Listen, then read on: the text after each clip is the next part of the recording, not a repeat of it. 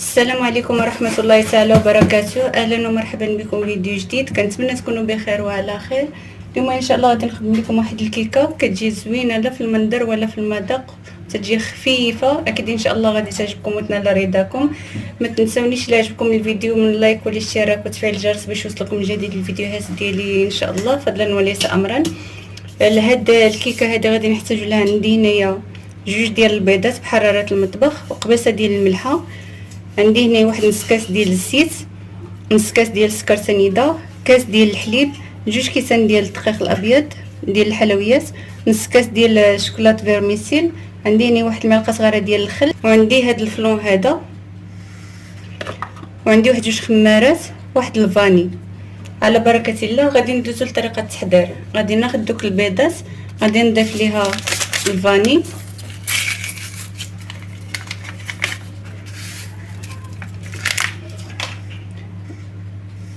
نص كاس ديال سنيده صافي، وغادي نخلط هاد العناصر مزيان.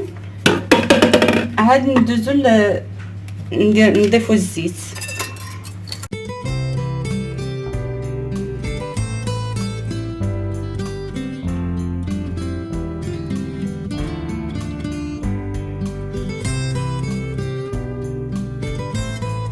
صافي من بعد ما تغير شويه اللون غادي نضيف داك الزيت،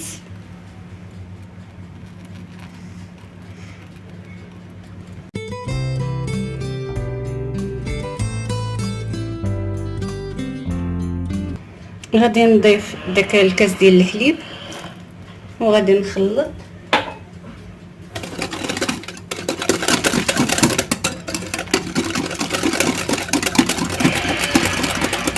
غنضيف هذاك الفلون، غادي نضيف منه واحد شويه وشويه، غادي نخليه باش نلقى نديرو في الكريمه اللي غادي نعمر بها هاد الكيكه هادي.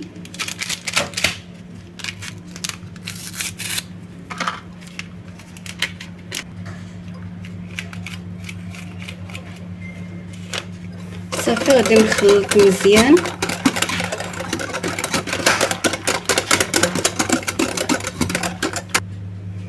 من بعد ما خلطتهم غادي نضيف الدقيق، جوج كيسان ديال الدقيق الابيض،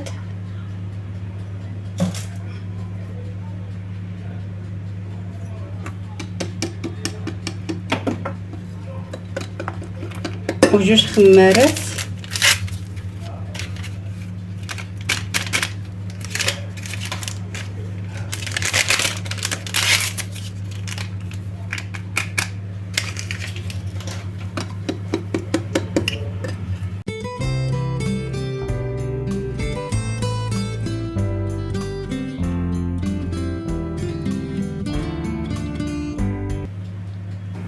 من بعد ما خلط الخليط كامل غادي نضيف واحد المعلقه صغيره ديال الخل، لان هي اللي كتعطي لها الهشاشه، وغادي ندير واحد نص كاس ديال الشوكولاط فيرميسيل كما قلت لكم.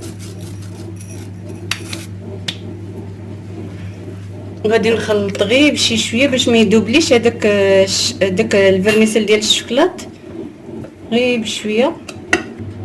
صافي غادي نجيب واحد المول فاش غادي ندير هاد الكيكه هادي. انا غادي نستعمل هذا وانتم استعملوا اي قالب عندكم. صافي غادي نهز يدي ونكب الخليط.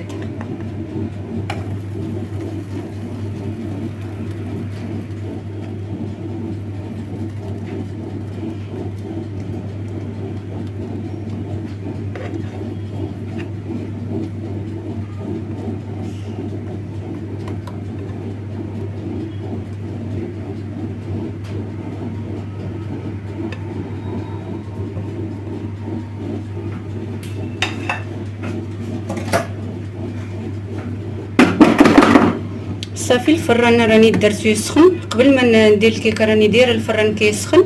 غادي ندخلو هاد الكيكه هادي، غادي نخليها على عافيه مهيله حتى طيب وتحمر وتاخذ اللون الذهبي ديالها، ونرجعوا باذن الله باش نبقاو نعمروها بالكريمه. وبالنسبه للكريمه اللي غادي نعمرو بها هاد الكيكه، عندي هنايا جوج كيسان ديال الماء نكهه البرتقال، جوج معالق كبار ديال سنيده، معلقه كبيره ديال النشا، والنص ديال هذاك الفلون اللي خدمنا في الكيكه. على بركه الله غادي ندوز لطريقه التحضير. غادي ناخذ هذاك الماء نضيف له سكر سنيده، النشا،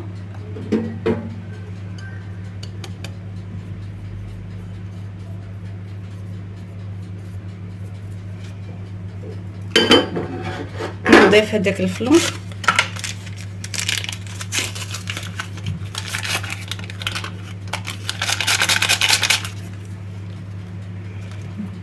نكهة البرتقال،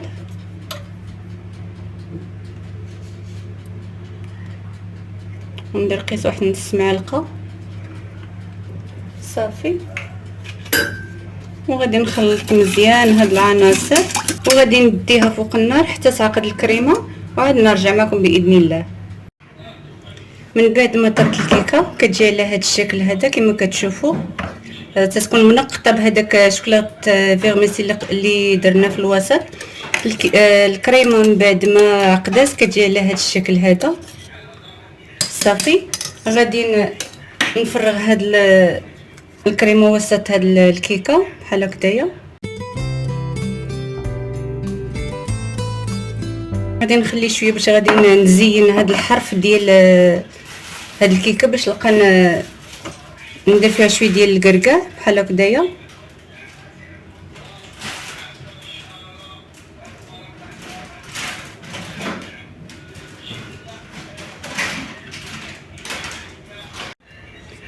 وهذا هو الشكل النهائي ديال الكيكه اللي قدمت معكم اليوم. كتجي غزاله وزوينه، وزينتها كما كتشوفوا غير بالكركاع مطحون مهرمش شويه وانصف ديال الكركاع.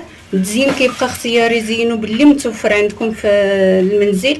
ان شاء الله تعجبكم هاد الكيكه هذه وتنال رضاكم. كنتمنى نكون عند حسن منكم تقديم الوصفات. ما تنسونيش من اللي عجبها الفيديو من اللايك والاشتراك في القناه وتفعيل الجرس باش يوصل جديد الفيديوهات ديالي ان شاء الله. شكرا لكم على حسن المشاهده، والى فيديو قادم باذن الله.